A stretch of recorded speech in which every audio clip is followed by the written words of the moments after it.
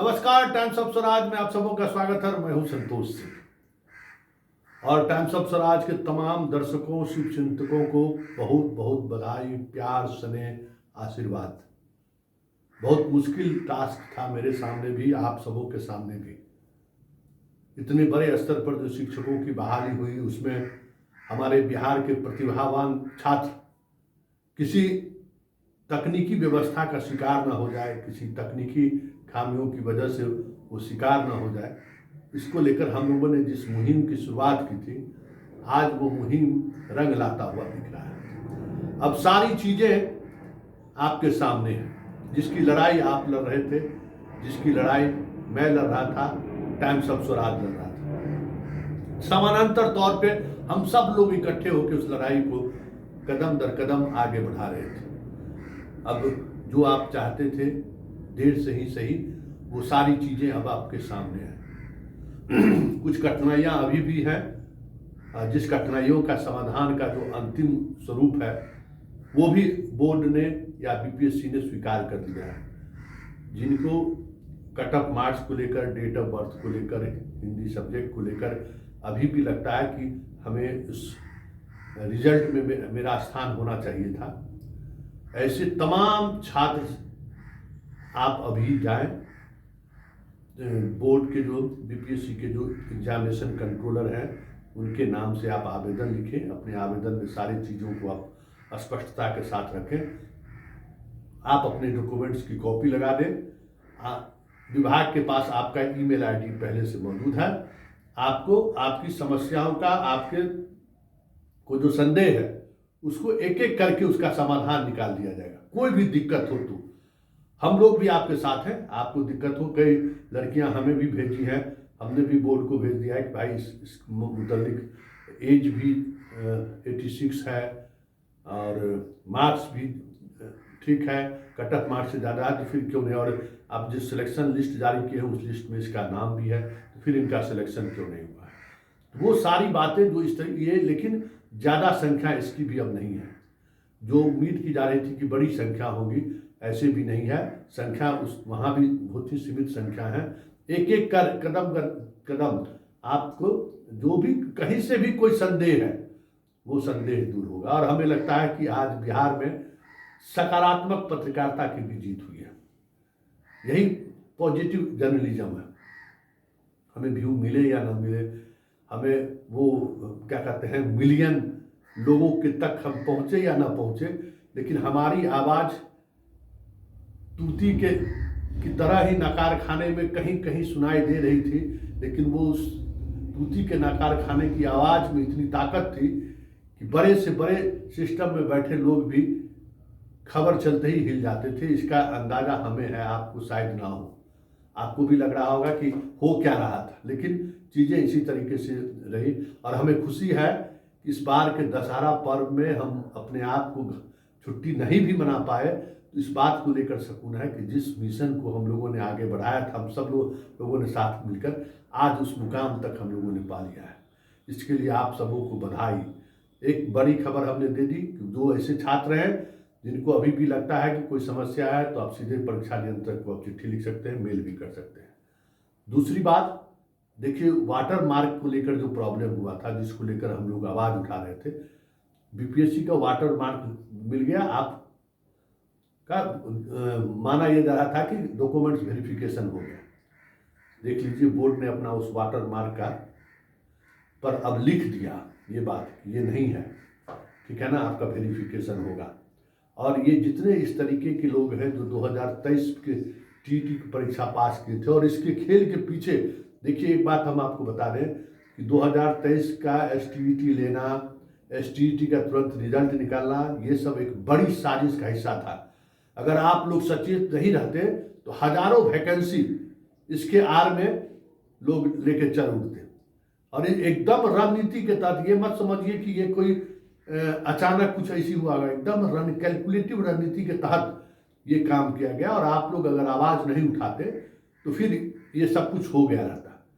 ये आपकी आवाज़ की वजह से ही ऐसे जो हजारों, एक दो नहीं हजारों ऐसे लड़के जो चुपके से 2023 के एसटीईटी के माध्यम से ये खेल किया और वो लोग सभी क्वालिफाई किए हैं, वो सारे लोग खास तरह के लोग हैं जिनको एक खास तरीके का माहौल प्रदान किया गया था। बिहार विद्यालय परीक्षा समिति और बीपीएससी का जो एक लॉबी है ना, आपको पता है, देखिए कि कोई जरूरी नहीं है कि आनंद किशोर की जानकारी में ही हो, अतुल प्रसाद की जानकारी में ही ये बात हो, लेकिन एक लॉबी तो है जो परीक्षा में इधर उधर करता है। तो ये जो लॉबी वाले लोग थे उन्होंने चुपके से ये सारा खेल खेला, और ऐसे जितने छात्र हैं जो 2023 के एसटीईटी में पास हुए हैं उन्हें नौकरी नहीं मिलेगी।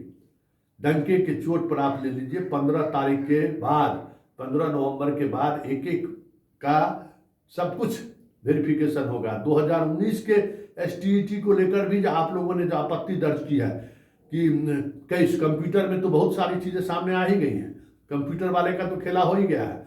बहुत सारे ऐसे भी लोग हैं जो सेकेंड ईयर में ही थे और एसटीईटी का फॉर्म 2019 में भर दिए, उनका परीक्षा ही हुआ है बाद के दिनों में, रिजल्ट आ गया तब परीक्षा हुई है, लेकिन वो तो अपियरिंग करके परीक्षा रिजल्ट ले लिए और यहाँ से जब बीपीएससी में उनका हुआ तो वहाँ वो अपना सर्टिफिकेट अपलोड कर दिए। तो ऐसे लोगों को भी चिन्हित किया जा रहा है और एक एक जो आपके जेहन में जो सवाल खड़े हो रहे थे उन सवालों का समाधान 100% निकले, इसकी कोशिश हम लोगों की भी रही। और बीपीएससी के चेयरमैन को भी धन्यवाद देना चाहिए कि उन्होंने उस बात को समझा और ट्वीट के सहारे सही, मीडिया के सहारे ही सही, अपनी बात को उन्होंने रखा और अपना स्पष्टता के भी साथ उन्होंने सारी चीज़ें रख दी हैं। ये चीज़ें हो गई।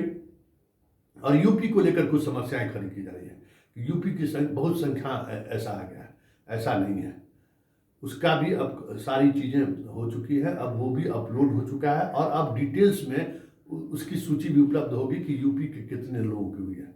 और सवाल पोस्टिंग का है, कुछ पोस्टिंग के दौरान खास करके जो लड़कियां आई हैं उनको थोड़ा प्रिविलेज जरूर दिया गया है और मिलना भी चाहिए। पड़ोसी स्टेट की बेटी है, बिहार आई है नौकरी कराने के लिए, बच्चों को पढ़ाने आई है, शिक्षा देने आई है, तो थोड़ा सॉफ्ट रहना चाहिए, उसके प्रति उतना हार्डनेस हमें लगता है कि सोचना भी नहीं चाहिए। पड़ोसी मुल्क है, पड़ोसी मुल्क कह सकते नहीं, पड़ोसी राज्य है। हमारे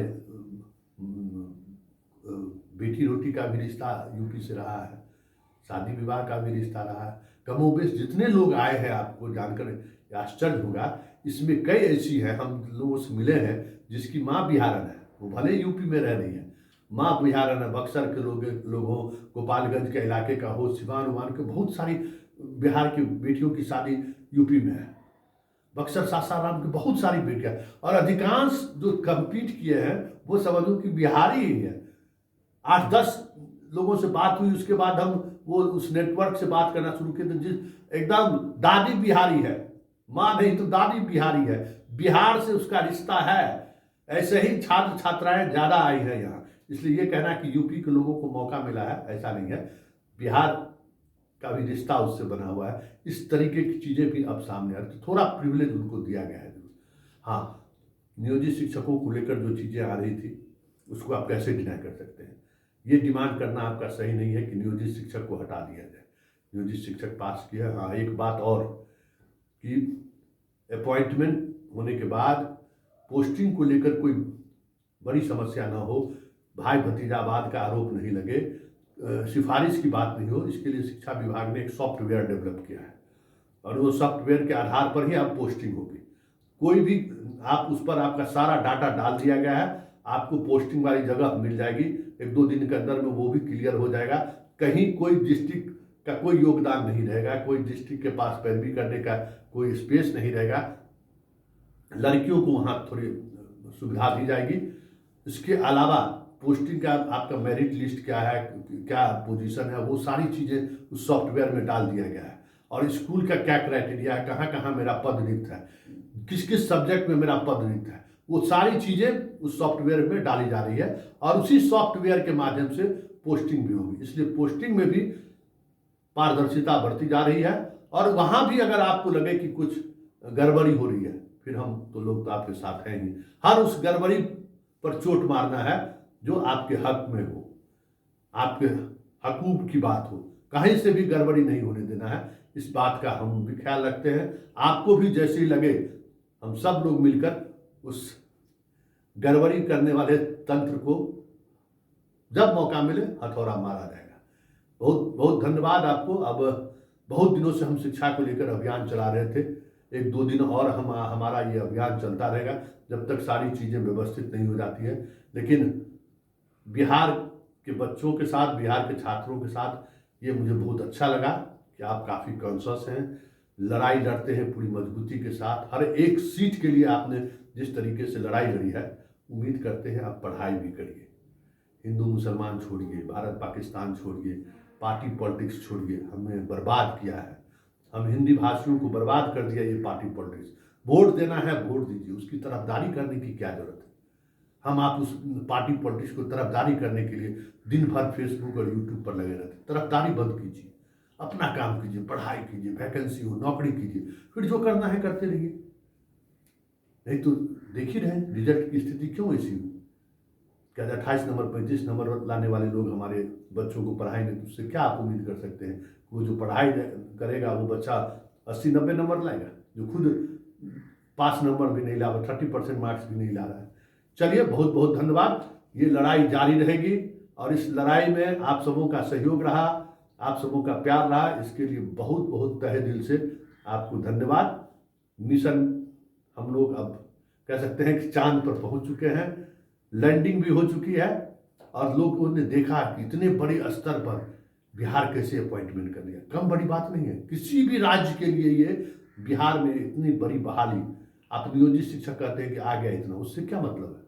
वो भी तो परीक्षा दिया, वो भी तो अपॉइंटमेंट का हिस्सा है, उसकी भी तो कॉपी जांच हुई। बताइए, 1.25 लाख बच्चों का रिजल्ट देना, 8 लाख से अधिक बच्चे परीक्षा देना, कहीं बिहार छोड़कर किसी देश के किसी हिस्से में ऐसा नहीं हुआ है। इसलिए आप अपने आप पर गर्व करिए कि आप उस राज्य के स्टूडेंट रहे जहां इस तरीके से परीक्षा देने का आपको मौका मिला। हाँ, पढ़ाई में आप लचर हुए हैं तो आप इसको सुधारिए, जैसे सुधार सकते हैं। कुछ व्यवस्थाएं इस तरीके की हुई है जिसका प्रभाव पड़ा है आपके पठन पाठन पर, लेकिन बदलाव का बयार बहना शुरू हो गया है। इसलिए अब निराश होने की जरूरत नहीं है, आगे बढ़िए। धन्यवाद।